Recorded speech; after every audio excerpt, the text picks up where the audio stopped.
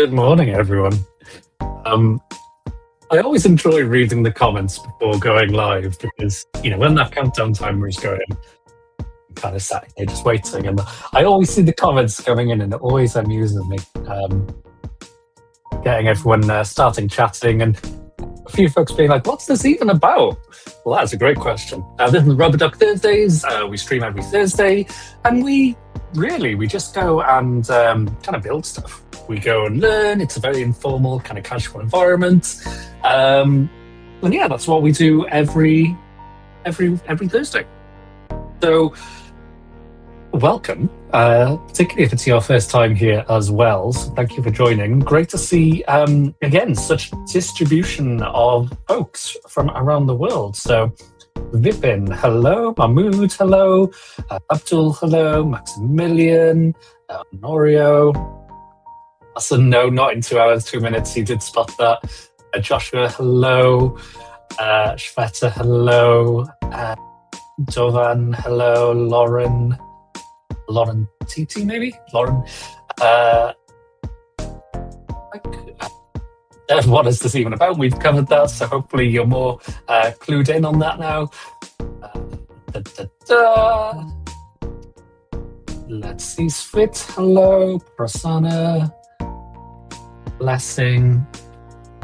Great. It's your first time joining, but you keep seeing it appear in your notifications. Well, great. LinkedIn is doing its magic, saying when we're going live. So, yeah, this, again, very kind of relaxed, casual environment where we go and build things. You can kind of build along and try things out, or you can just have me alongside as a co-worker while you're doing something else, whatever you prefer. Francesco, good to see you again. Good morning. Abdul, join after 50 minutes. Cool, no worries. And of course, if for anyone, yes, you wouldn't be watching now if I'm saying this. But anyway, for anyone who tunes in later, you can always watch these back on YouTube or LinkedIn as well by going to our YouTube playlist or LinkedIn channel, and you'll see them there as well. Thomas, good morning. Omega, Anshulawa. Hi, Vipin, good afternoon from India. Great. Amiso, Agap, Isham, Racing Roman, hello. Tamash. Hopefully you pronounced it right, given that you bet that I can't pronounce your name. Hopefully that was good. Hello from Nigeria, blessing. Interesting. The focus on the camera is constantly jerking. Thanks, Wayne. I think it might be because of the light kind of pulling the focus a bit. I'll try not to move around so much because I do have it set up on like a manual kind of not exposure, but I've set the focal length on my camera, so it should be good, but let me know. And speaking of camera, for folks who've tuned in previous weeks, you'll know that I've had kind of freezing videos at some point. I've got a new capture card, so hopefully we're all good there. But let me know if it does freeze at any point. Hello, Kedar. Jean, hello from France, or Jean, perhaps. Mohammed, hello. Bonjour. Hi from Bangalaru, amazing. Hello from India, Asfak. Svit from Ukraine. Parag from Germany, Berlin, Gautam from India, and Saigama from Florida. Wow, tuning in super early for us here. Good morning. Thank you for being here. Great. So with that, I'm going to jump straight into the releases over the last week and kind of what's gone on. So again, just for anyone who's not been here before, what we typically do on the stream is we just go through some of the latest GitHub changelogs, see what GitHub has announced and released recently, and then we go and build some stuff. So we'll carry on building kind of this app that we've been building with an MCP server to play some games, and we're going to make some custom agents. But given that the new VS Code release came out yesterday with a load of cool stuff, I was going to see how we might be able to kind of use some of those today as well. So that's the plan. So with that, folks, let's go take a look at... There we go. And let me know if it's... Oops. Wrong screen. There we go. Let me zoom in there. Let me know if that's kind of not readable, or hopefully it's all good. Yeah, let me know. Oh, cool. I'm finding new buttons there. Right, let me go and bring down the banner. My layout has changed on my other screen here, so a bit smaller, so I can't read it, so I will keep monitoring the chat, and please give feedback in case there's anything you can't see or anything like that. Right, so what has happened since last week? So December the 4th was a week ago. Can you believe we're mid-December already? We're almost into 2026 here. So on that, actually, I'll be streaming next week, because this is the 11th, 18th next week, and then December 25th. So a lot of folks will be out over that kind of festive period, myself included. So we'll kind of pause then until the new year.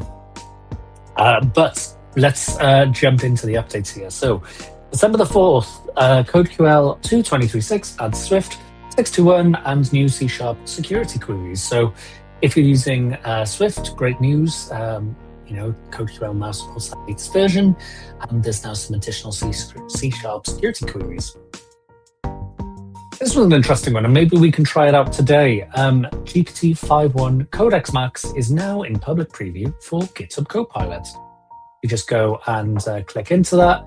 We will see, as usual, you'll be able to select the model in the model picker from VS Code, Chat Agent, Edit, or Ask. Copilot chat and GitHub.com, from the GitHub mobile app and the Copilot CLI there as well.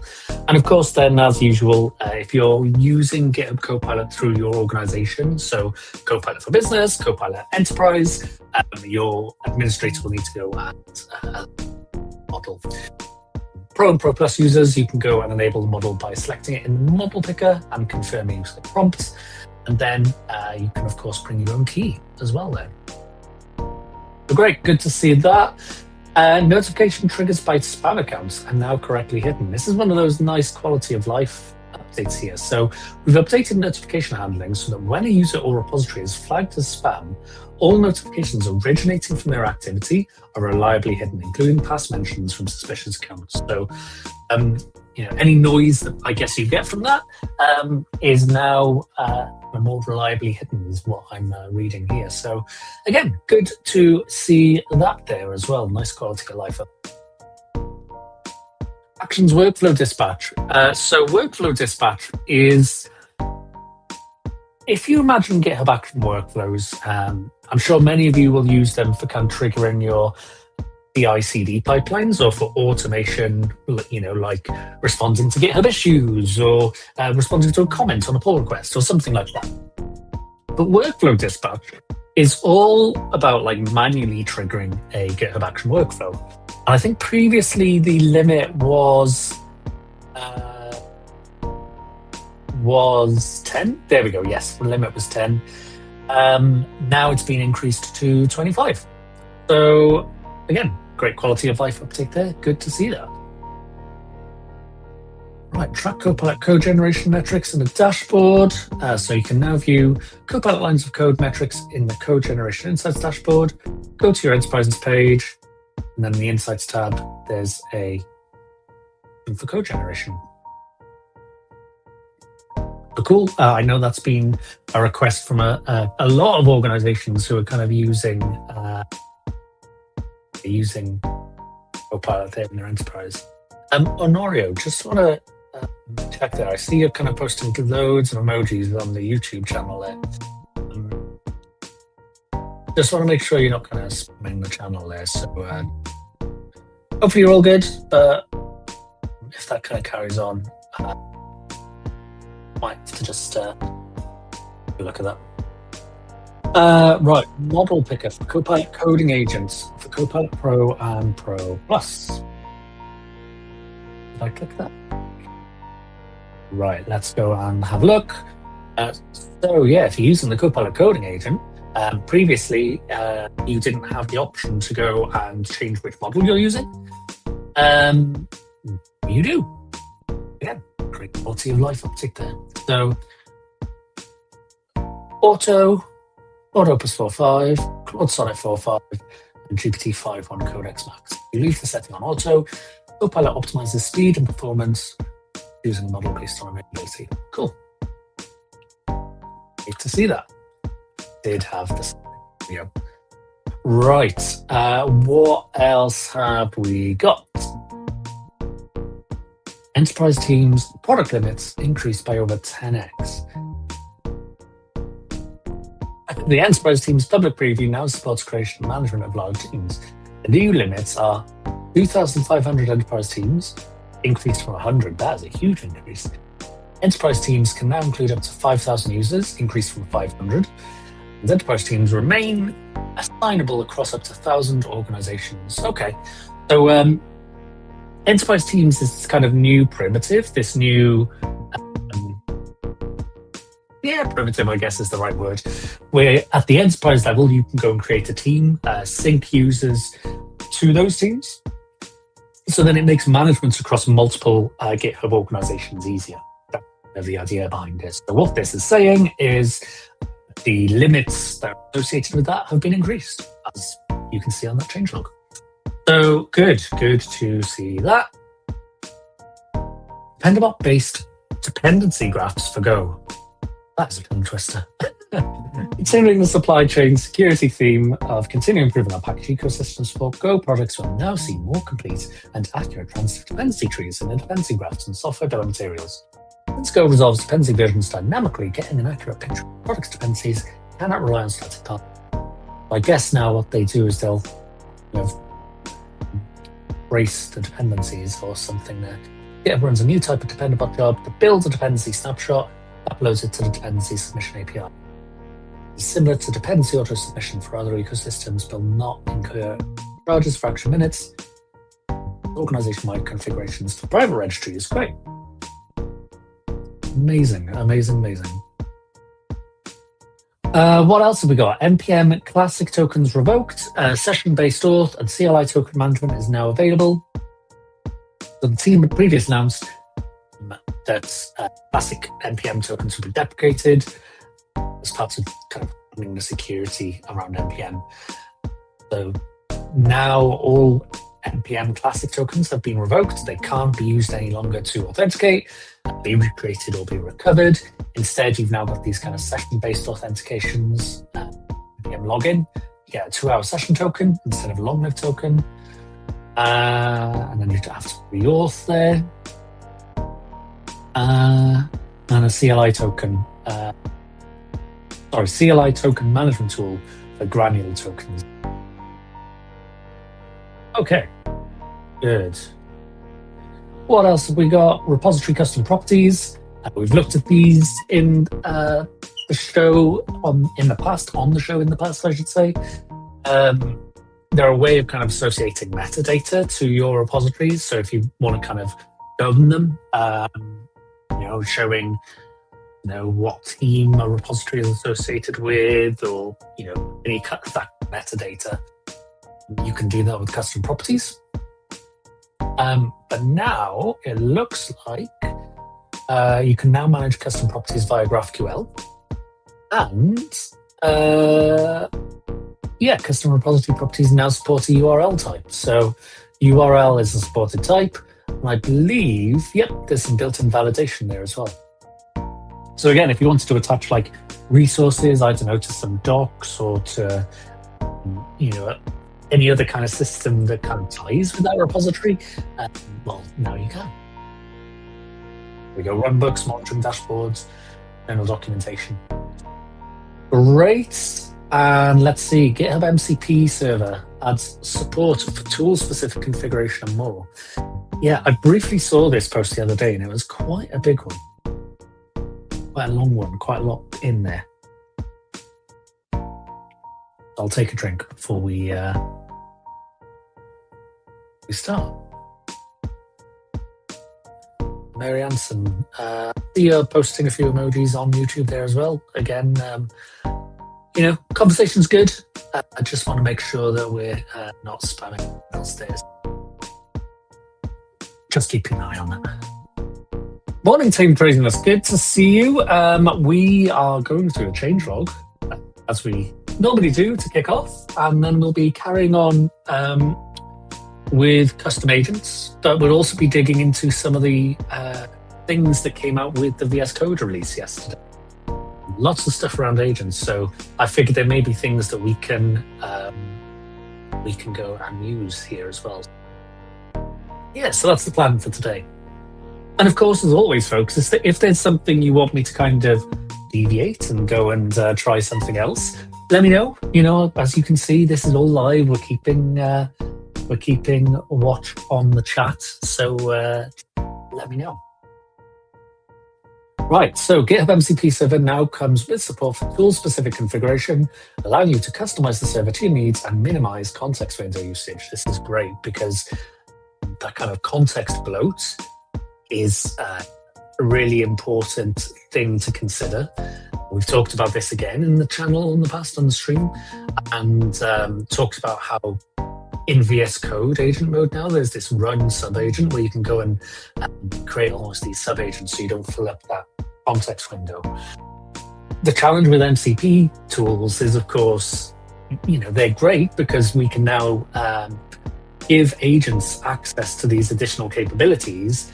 But if we give so many tools that we're filling up that context window, then, you know, that context window could have been used for something else. And so minimizing that and making sure we're using that efficiently is important. So this is what the team are saying here. They've now brought some of that in so you can go and customize that for your needs.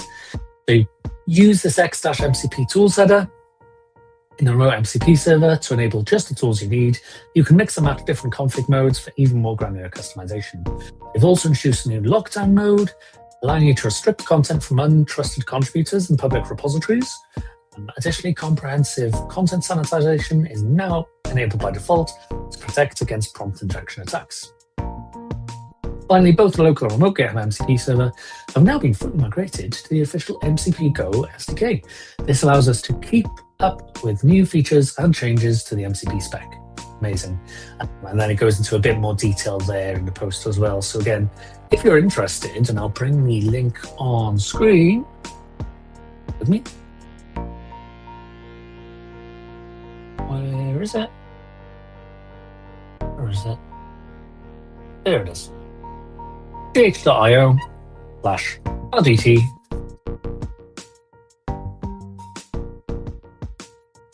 Leave that on screen for a moment more.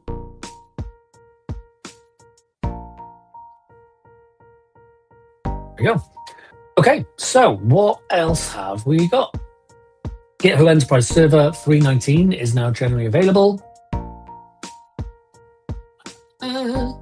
Enhances deployment efficiency, monitoring capabilities, code security, and policy management. So an improved, more intuitive flow for creating repositories is now available. So that includes like those ability to configure custom properties. And you've probably seen it on github.com, this kind of new user interface for creating repositories. Excuse me.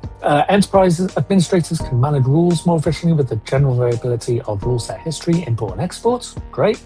Administrators can enforce policies to block specific actions or require SHA-based pinning. Workflows use actions from public repos. Designate users as application managers of GitHub apps owned by the enterprise. New installations of Enterprise Server will have open telemetry metrics enabled and collectee metrics disabled by default. Then you can now configure SSH and TLS ciphers for greater flexibility and control over which ciphers are used, including the ability to avoid weak ciphers. So again, lots of good quality light update. All right, what else have we got? GitHub Spark, improvements, CPA coverage, and dedicated SKU. So we've released a number of improvements. Dedicated SKU for Spark, and ensured Spark is covered by the GitHub Data Protection Agreement. Read on to hear more about all those changes. So yeah, that's the dedicated SKU and budget controls. So you get that in that kind of billing and licensing tab. And improved visual quality of generated apps there as well. Major improvements, the Spark agent now better respects previous manual user edits. We also made improvements to how our agent handles producing highly complex apps that go beyond the context window of available models, helping ensure that even for highly complex use cases, we can produce apps. Cool. Repository creation and org admin setting. Great, there's some additional settings there now for you to go and force the repository creation into the organization instead of personal account. Off by default, but you can go and enable that. And then some other improvements there as well.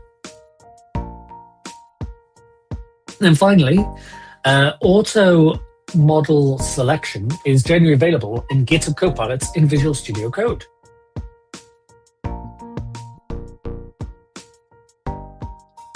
So GitHub Copilot Auto Model Selection is generally available in Visual Studio Code for all Copilot plans. With Auto, Copilot chooses a model on your behalf based on current model availability.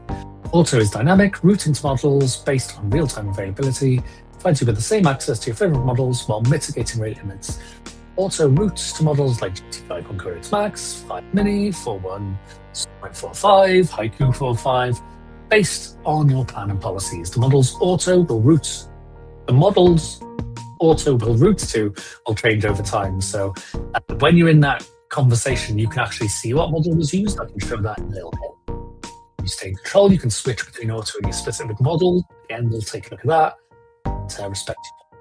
Well, premium request use for auto is billed based on the model it selects.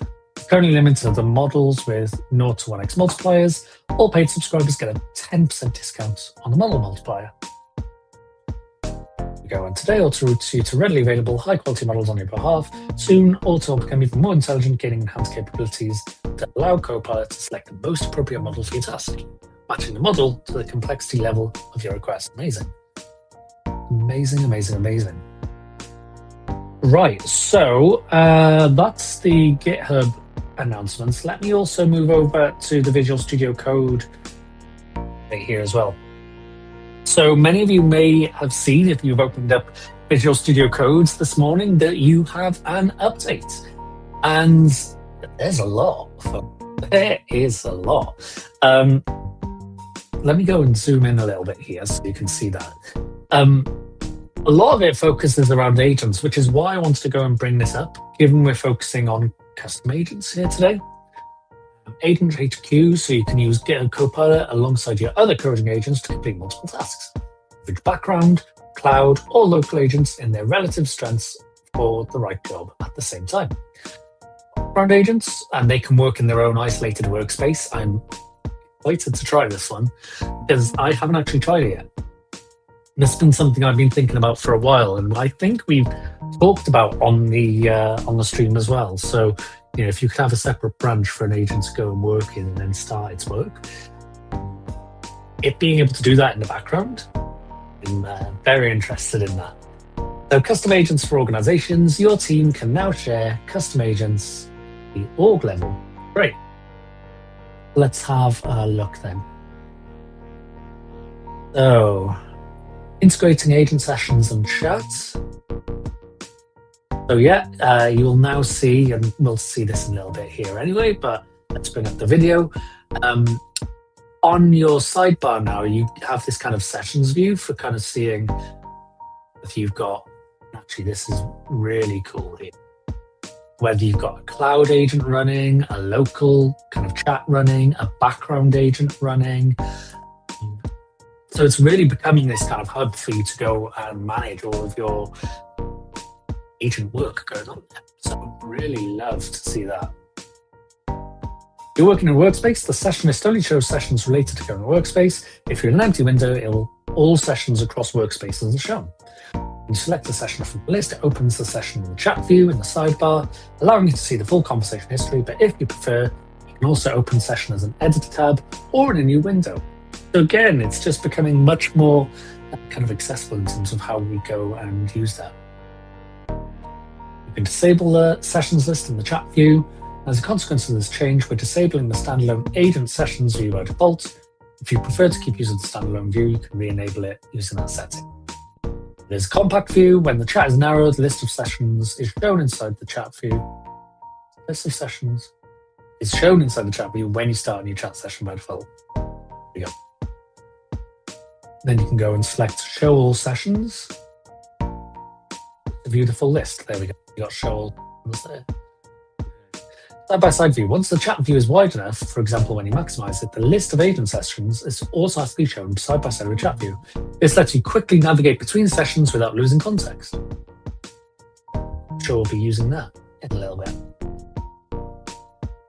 Orientation setting. By default, the sessions list appears side-by-side with the chat view. When it's wide enough, you can change the behavior. So auto is side-by-side. Stacked always shows it above the empty chats. Side-by-side shows the session list by side. Local agent sessions remain active when closed. This is big, because I don't know if any of you have kind of had those kind of chat sessions going on and agent sessions, but when you close that session, that request, you kind of had a prompt, I think, if memory serves me, to say, do you want to stop working? Or it would effectively cancel what you were doing. And now, if you've got a long-running task or you want to run things simultaneously, you can go and do that using these local agents, because they'll run in the background, even when not open in the chat editor or the chat view. You can see the status of that agent running in the sessions. Love, love, love that. I haven't tried this one yet, but I think it's this little arrow icon here. Local agents are great for interactive sessions in VS Code, where you can go back and forth with the agent. It's useful for brainstorming, performing exploratory tasks, or to work out an implementation plan. But once you have a clear plan, you can hand that off to a background or a cloud agent to execute autonomously. So yeah, it looks like there's this new continuing button. You've got that in the chat view, and then you've got it in the plan agent. You've got this little drop down here for continuing in the background or continuing. Oh, and then in a prompt file, you can do that there as well. Oh, interesting. Right, isolate background agents with Git workstrees. This is what I was saying that I'm really been looking forward to. Background agents, previously called CLI agents, are designed to run autonomously in the background, allowing you to offload tasks while you focus on other work. Running multiple background agents simultaneously can lead to conflicts if they modify the same files in your workspace. So, much like if multiple developers were working in the same branch and we edited the same files, committed and pushed, we're going to have issues. Now, this iteration, we enhanced the isolation of background agents, introducing support for Git worktrees. If you're unfamiliar with Git worktrees, imagine it like having a separate folder for a separate branch. And then in those different folders, you're working in different branches. That, in essence, is what's going on here. So when you create a new background agent, you can choose to either run it in that current workspace or run it in a work tree. So one of those kind of separate folders or branches then.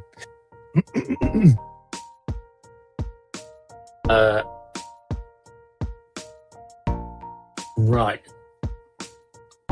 Give me 1 second, folks. Quick look into the chat here.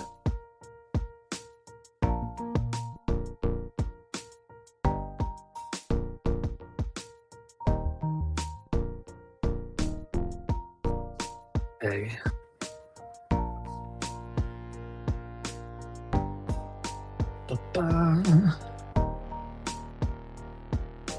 Yeah, no worries, Tim Craziness. Glad that helps. That was kind of the analogy that made sense to me, and I just always like using analogies. So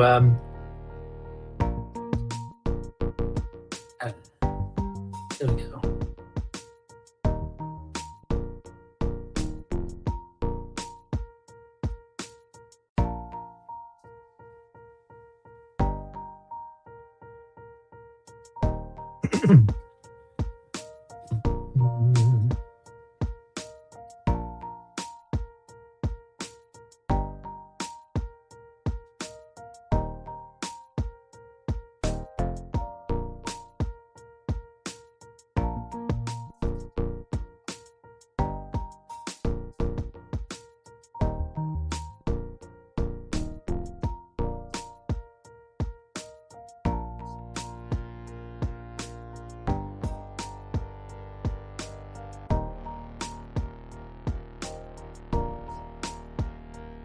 Okay.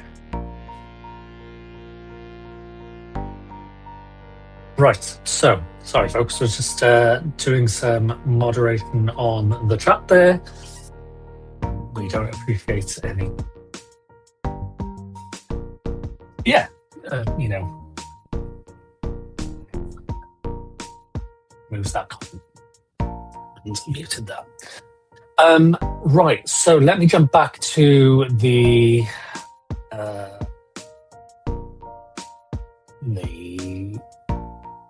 docs page up. There we go. Right, and let me try. Give me 1 second, folks. I'm just trying to there we go, that's better.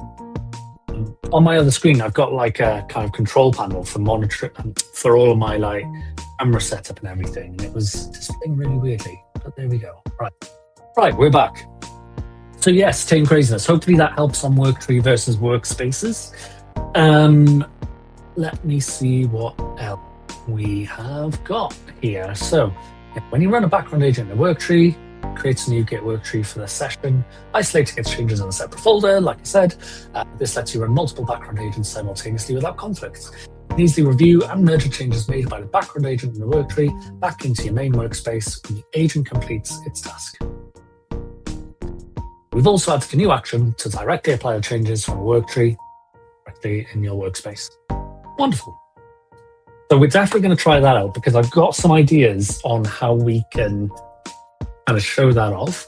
Because I think right now, at least from my understanding, and it looks the same in these screenshots, I don't think that you can specify like a custom agent for this one.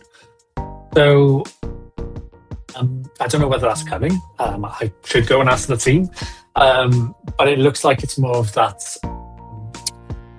using a model and then specifying that kind of work tree there. So yeah, I'll go and follow up the team on that one. Background agents now support multiple context attachments. You can attach selections, problem symbols, search results, git commits, and more to any prompt. This makes it possible to build richer, more precise prompts, unlocking more complex and flexible workflows. For example, attach a reported problem and ask the agent to fix it without manually specifying line numbers. Nice, I like that. Right, share custom agents across your GitHub organization. So yeah, previously you could define custom agents at the workspace or the user level, but if you wanted to share them across your organization, you had to distribute those files to each user. You can now define custom agents at an org level for your GitHub account. This experimental feature enables you to use organization-specific agents alongside your personal agents in chat.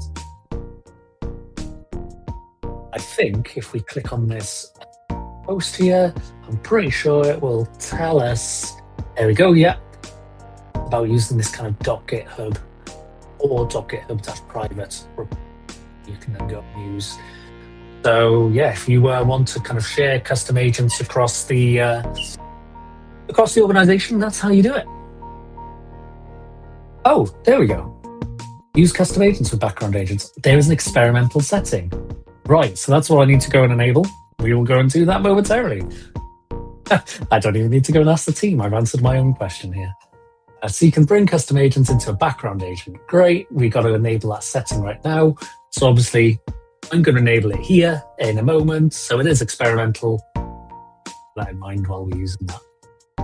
Agent tooling reorganization. We've reorganized the agent tooling structure to enable better compatibility with GitHub custom agents. This lets you more easily reuse custom agents across VS Code and GitHub environments without requiring separate configurations. We've renamed certain existing tool references and the tool sets they belong to. Yes, so I've noticed this when I'm making these custom agents, that the tools, some of the names are different, and IntelliSense just pops up and says, has the yellow squiggle. I need to go and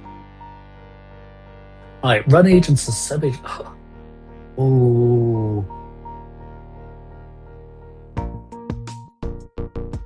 Yes, thinking about this morning when I was working on some other pieces.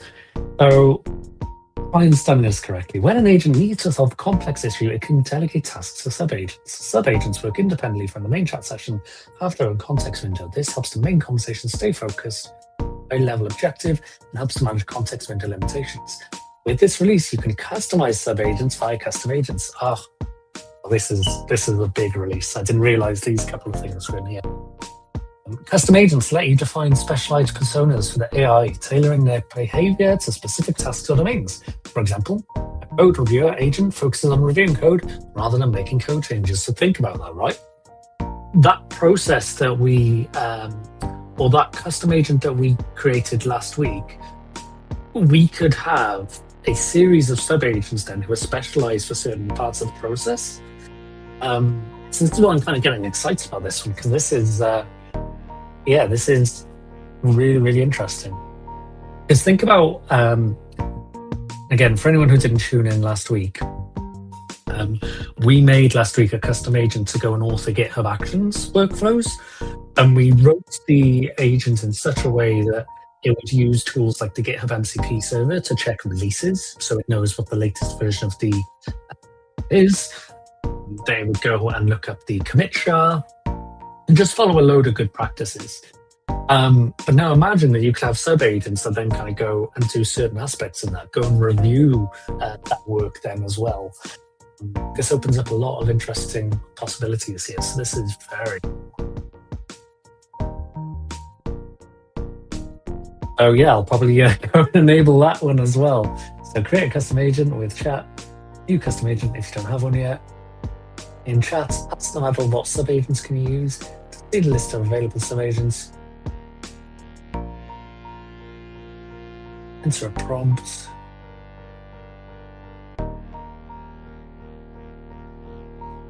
prevent a custom agent from being used as you can even specify that some can or can't be used then as well. This is cool. I'm just trying to understand how this bit works. In chat, ask the model what sub-agents can use to see the list of available sub-agents. Agent should appear in the list. Enter a prompt that meets requirements for your custom agent. The language model uses the description to determine, right, so you can't explicitly set which sub-agent is used. It just kind of uses the LLM to understand which one to kind of delegate it to, and uses a sub-agent. I guess delegate is maybe the wrong word there, but you know, I think you kind of follow the trail of thought. Right, we use Claude skills. So skills were introduced by Claude Code. Capabilities that an agent can load on demand. Each skill comes with a short description advertising the skill. If useful, the agent can decide to read the full skill instructions. Full instructions come with supporting files like script and templates. Once loaded, skill instructions and supported files are part of the context, the main conversation. VS Code can reuse existing skills. Amazing. And then there's so much more, right? All of that we just talked about was just to do with agents. This is why I was saying this is such a big release. This is this is exciting. Inline chat optimized for code edits, I should say. Ooh.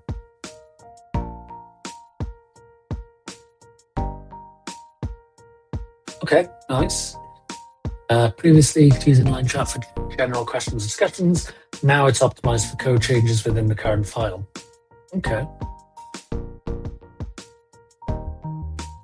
Language models editor.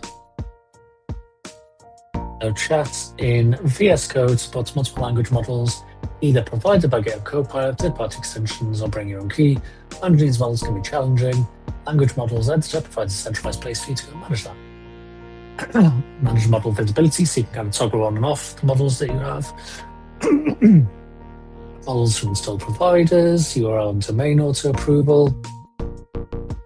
When using the fetch tool, you can go and approve certain domains there.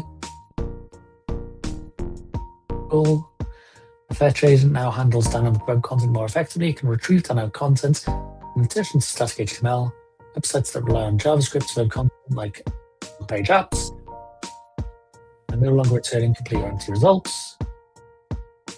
Cool. Text search tool can search ignored files.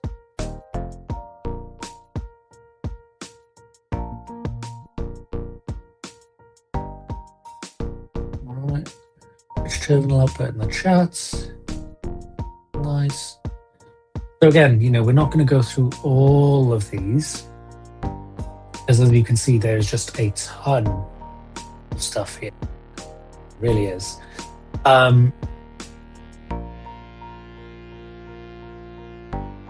Even this GitHub MCP server provided by GitHub Copilot.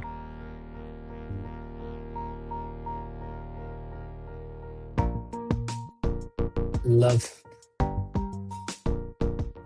It automatically appears in the tool picker when using agents if you've got enabled, I guess. Right. And then, accessibility, code editing, source control, tons of stuff in that release. So love to see it. Love to see it.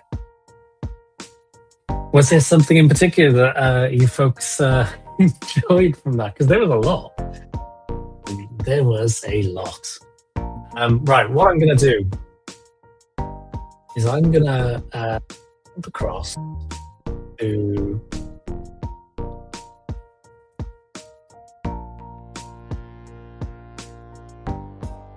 VS Code.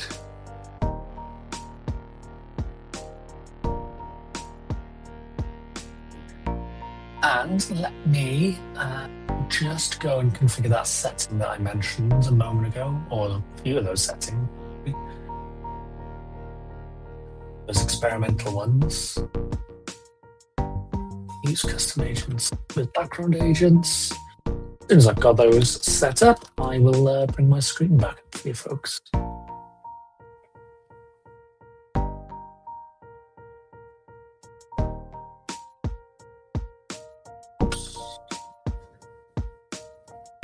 That one, and we got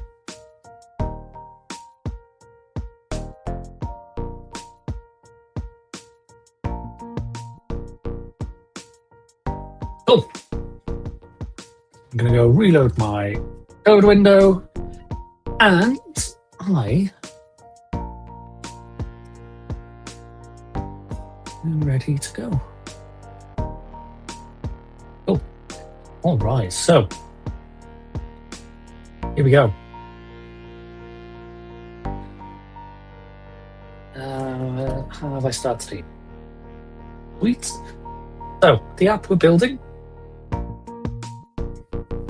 is just a little app here to go and play games against AI.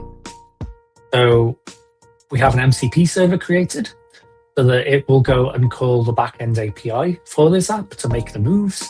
And it can go, the moves themselves aren't decided by the large language model. They're programmed into the MCP servers, so like we're using algorithms basically for that. But the large language model is there to kind of orchestrate that for us. So, we can come here, game player, let's play a new game of tic-tac-toe. I'm Chris, let's play on easy mode.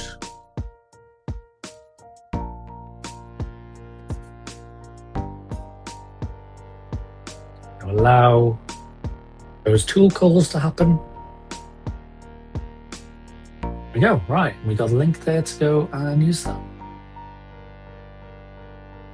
Right, and we can go and switch to 3D view, which I really like because there we go. Right, so we've made our move. Make my move. Bring it out. Anyway, this is the app that we've built here. And let me just go allow tools from turn-based game. There we go. Oh, it made its move. There we go. So you can see that we're effectively playing against an agent here. This is what we're doing. Again, there's still some bugs that I need to work through because I do have a tool where it should wait for my move rather than just kind of responding.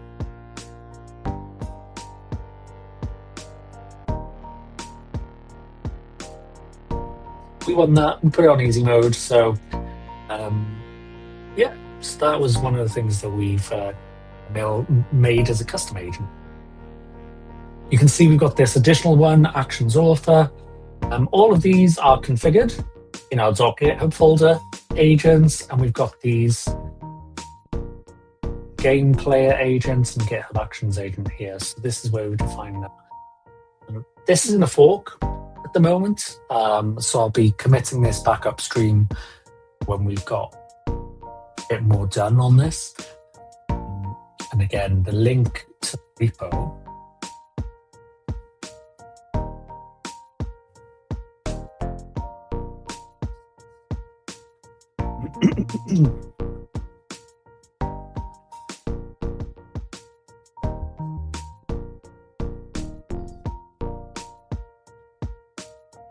is this one. gh.io rdt-game-mcp. What you want. And that will take you to the repository where we've... I don't remember if I committed the 3D. But again, I need to just work on a few bits there. That will be coming. That will be coming. Right, let me go.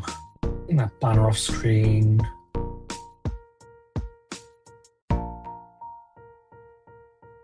Cool. So yeah, so that uses custom agents. And actually notice, where was it? I just saw a squiggle. Here we go.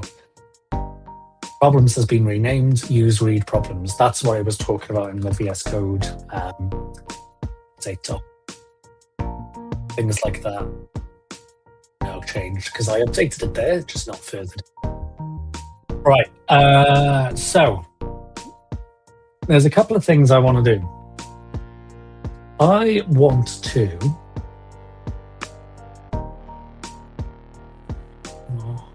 in fact, you know what?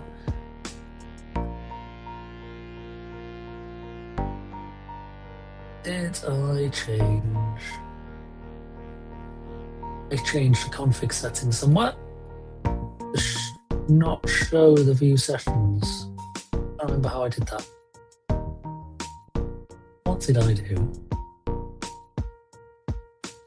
But either way, you can see that you can kind of change that behavior as you like. Anyway, this is what we did last week. We used Copilot to go and make that.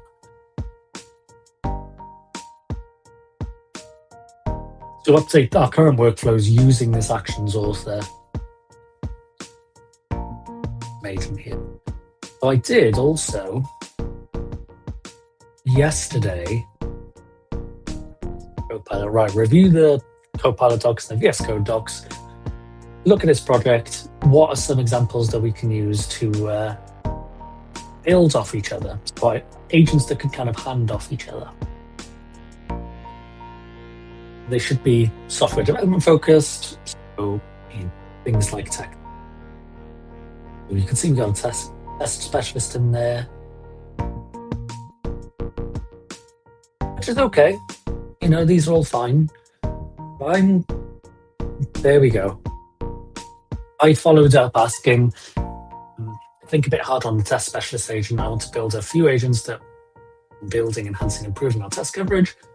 Specifically, should work in a TDD-driven approach, a test-driven development, identify coverage gaps, create failing tests, and incrementally change behavior to align to get past them.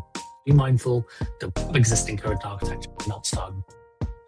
You can see here that it starts coming up with this kind of workflow that we could go and use. You know what I might do here? I'm just gonna net off the background agent.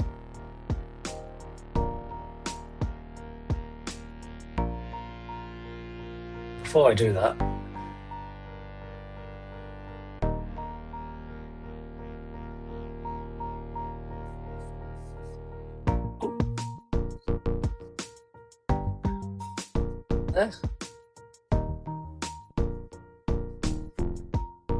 let's say I'm going to implement flow using input testing,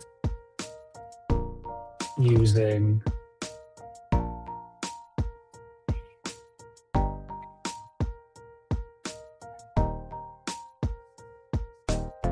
Not worry.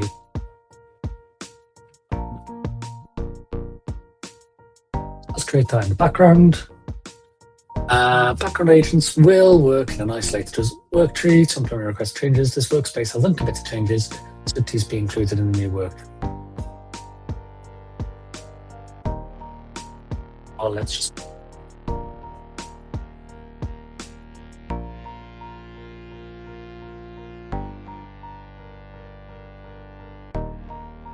Oops. And let's get that.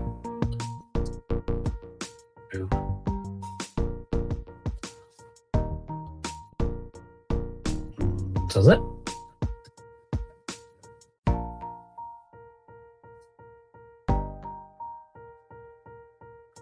Oh, I think it's because we've later in the thread, maybe.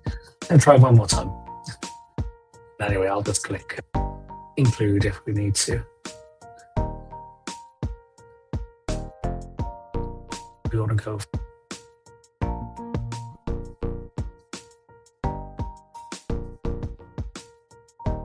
Yeah.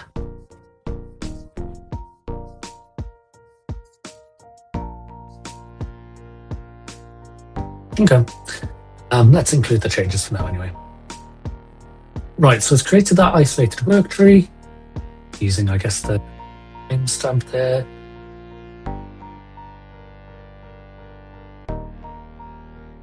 So what we're doing is we are continuing something that I started off with a chat conversation yesterday about an agent that we can go and use, that we could go and create. So we're now handing that work off to background agent. It's migrating changes to a work tree. We'll let that carry on in the background. I'm just gonna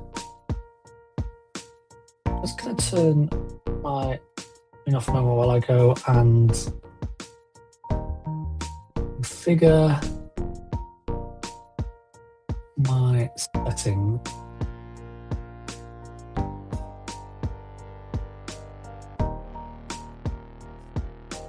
Go and let's just bringing that agent sessions view back.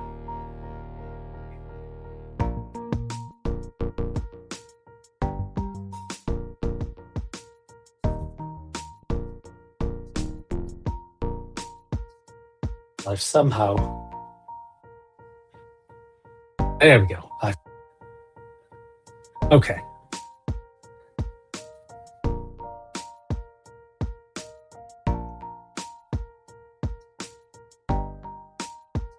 So you can see here, we've got our recent sessions. When we go full screen, we've got this kind of sidebar here. But where did my session? Oh, I want to go.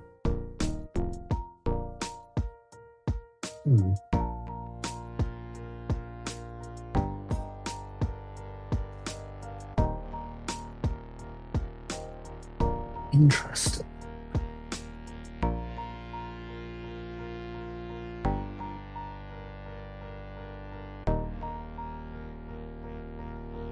I imagine that they have a thing here. Make this disappear.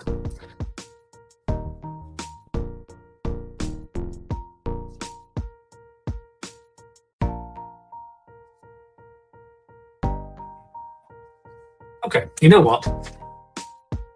We'll start again. Let's do this. Let's go to normal agent mode, I think. And let's say we want to create a few different custom agents.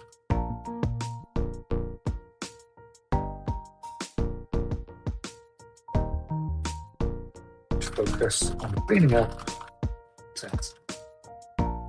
And you take a look, you GitHub Awesome Copilot for inspiration, and come up with this one.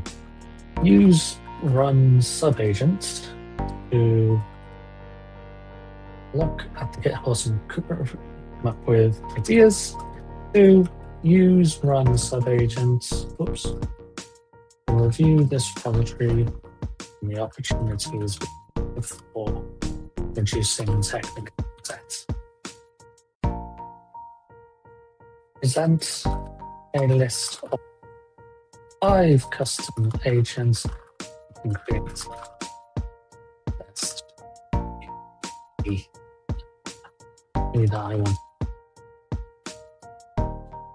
This run subagent thing here is the way that we can make sure we're not filling up that context window using this agent. You can see now I've gone to a different chat, and you can see that session is still working right here in the background. I think I know what happened earlier. I had to reload my window, and I think I had to stop the chat, and that's what happened. So that's on me. Right. So we've got that one working. What else could we do in the background?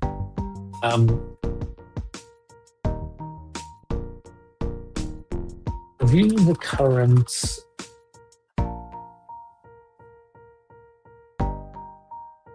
view the setup. View the GitHub workflow. It should now be in a decent place. Quality perspective, are there any learnings we can incorporate into the custom agent? If so, let me know which, and I'll give you approval to make those. Okay, now we're starting a separate chat, and you can see we've got these 2 chats on the go here. So this one is, it looks like we've got a little UI thing going on here where it looks like this one is selected. Looking at this. Maybe it was just, I think it was just lingering mouse over. Okay. But anyway, right. Review both the workflows.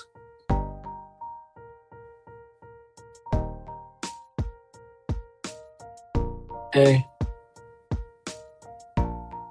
Essentially, there's a load of things that we can go and incorporate. Yeah, please incorporate these changes. And we're using Claude Haiku here, just something lightweight. I'm going to go continue that in the background.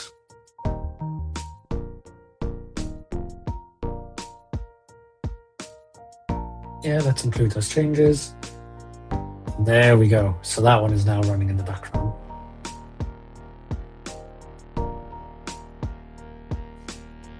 Oh, I think I know what the problem is. I think the problem is something that I never cleaned up on my local folder, where I suddenly checked out a repository in my kind of code folder at one point. I just never cleaned up that old Git repo, perhaps. So that might be on me. Leave it going in the background and see how it's going, but I might need to go and make some changes there. Anyway, what's this one doing? So implemented the testing flow. Oh, that's the one from earlier, isn't it? Good.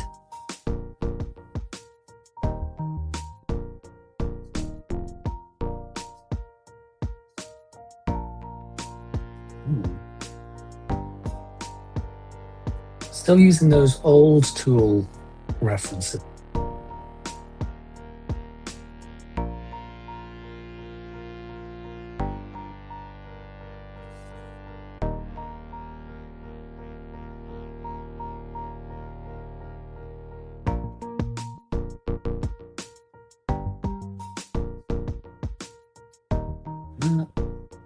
Please, the testing file. Looks like there are problems with the tool names. And it is using that work tree. So that was pretty seamless.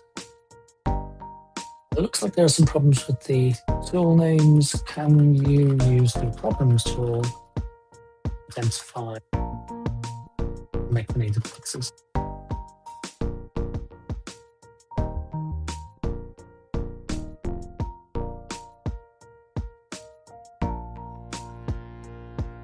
Let that one carry on. Obtain craziness. I think VS Code Camp should break the different chat based on the workspace user in, unless the user selects to view all the historic chats, drop down mine selects. I think that's how it works. So you only see the chats for the current workspace, unless you're in a blank window and then you see all of the chats. I'm pretty sure I read that somewhere. So I think that's how it works. Let's see what else is going on. So it's still doing that migrating changes thing. We'll leave that in the background, but I think I'm the problem there. I think I need to go and clean something up in my folder, just based on that message that I got a bit earlier, but I'll dig into that. Right, let's see. Yeah, we want to create those. Yeah, we want to go and look at the examples. That's fine. You can see that I'm not really kind of being taken away there and not having to switch contexts very significantly. It's just as easy as looking at these different, switching through these different examples here. Go remove the invalid run tool, test to run manually via terminal commands. Yeah. Okay, so I don't think it was able to fix the thing I was going to suggest. Let me search use.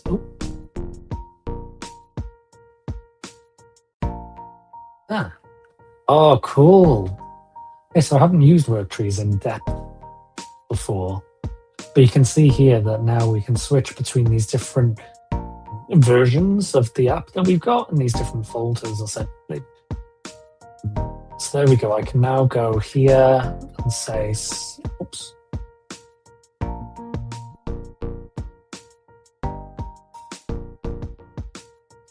Where would I go? Yes, I can.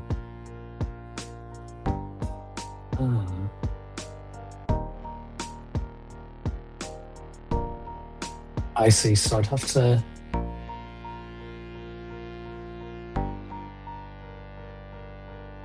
Which one was it? That one?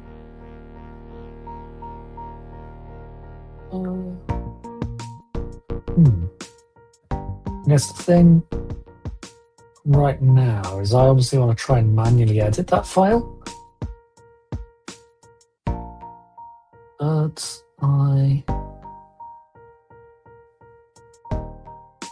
under there.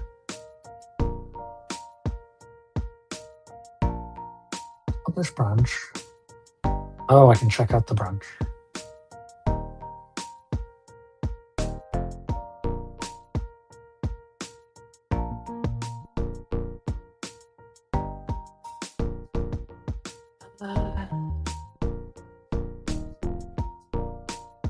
Let's see.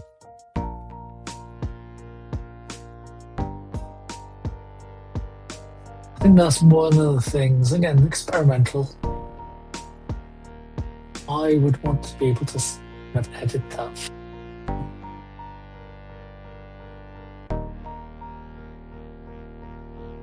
As well. I'll read.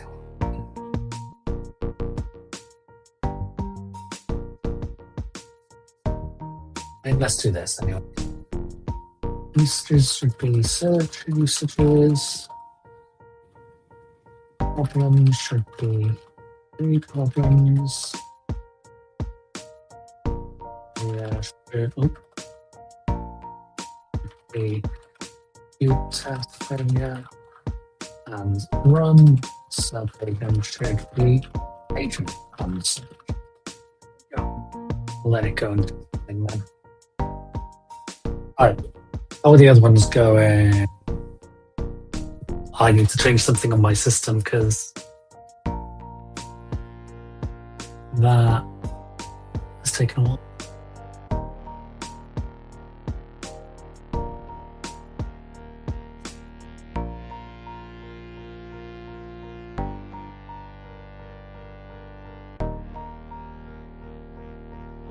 I'm going to say never. No.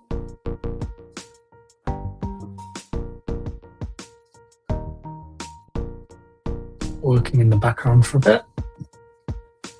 Right, here's the one familiar around creating some ideas for some subagents. We'll go allow that. And you can see how we're just kind of orchestrating these different agents at this point, working in these different folders, these different branches. So there we go. Get updating the tool references. Oh. 1, 2, 3. Okay, so we've got 3 different ways there. Tools.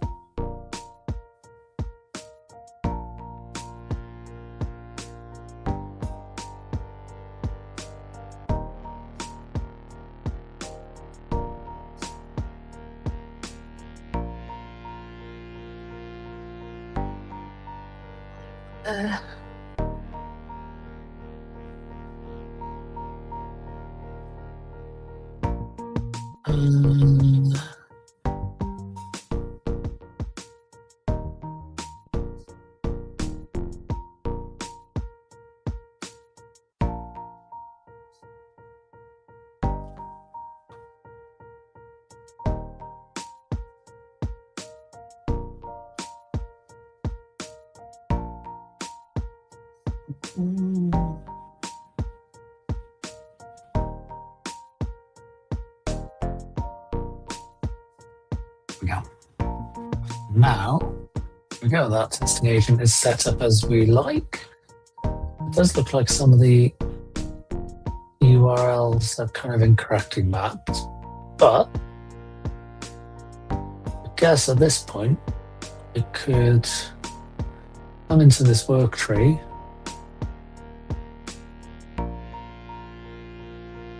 and make sure I got my main branch. Sorry, my and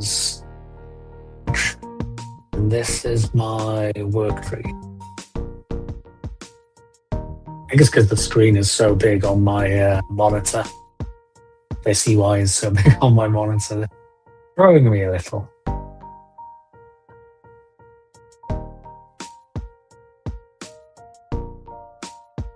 With that, and that's now committed on that work tree. What I want to do is bring that into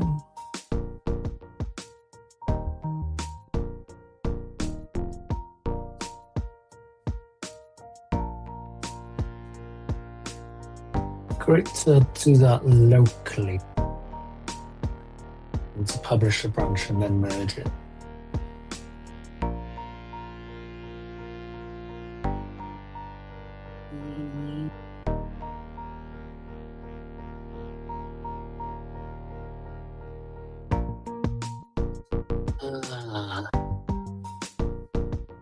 Interesting, so you can go and view it in a new window. You could go and edit it manually that way if you right click it. Okay, nice. Now we know. Now we know. Okay, and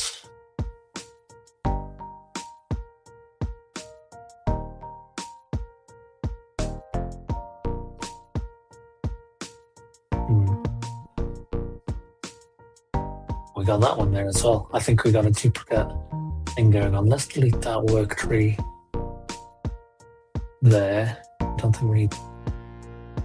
That's when we created the multiple trees earlier. We try and. Okay. And if I open up this.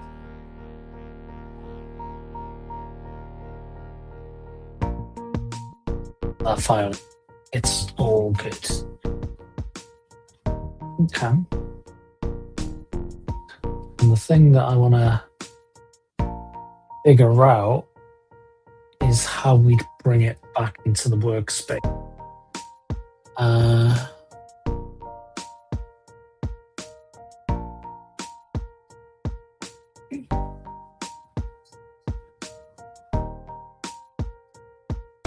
still working on that main chat for it.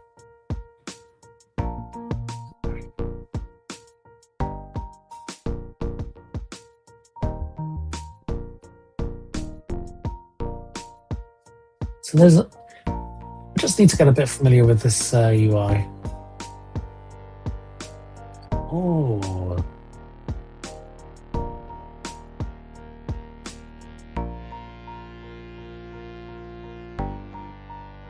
You can specify which work tree you then use then as well. Okay.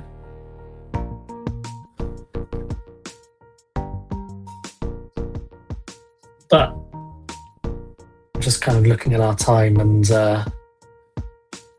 thinking of what we kind of done here as well. So I think last week we did a lot more around the actual custom agent implementation. So if you do want to go and take a look at that, I recommend looking at last week's video. I think today was more about how we can start using these different agent capabilities in VS Code to kind of collaborate across work trees and things like that. So we started building that technical debt kind of in terms of what we want to build for an agent. And we also started building the custom agent for testing as well. I know we could go on for ages on this stuff. I do want to kind of time box us a bit today. So I think with that, folks, that's probably a good place just to leave it. Just a bit of an experiment and exploration. I know we haven't quite built anything substantial today, but that's okay. I think this one was more just exploring some of that new stuff.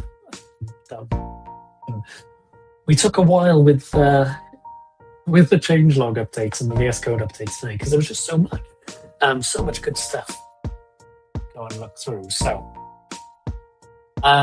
with that, we'd love to know how you get on with some of these new updates. Let us know. Feedback is always welcome. We do listen. We do kind of incorporate that. So let us know how you get on trying some of these stuff. Some of the bits that I was trying here on Git work trees, etc., or particularly the sub-agent stuff, was experimental. So that's still very early. We can see how some of that is going to come. So with that, I'll be back again next Thursday. Let me know if there is something in particular that you want to go and see for next Thursday.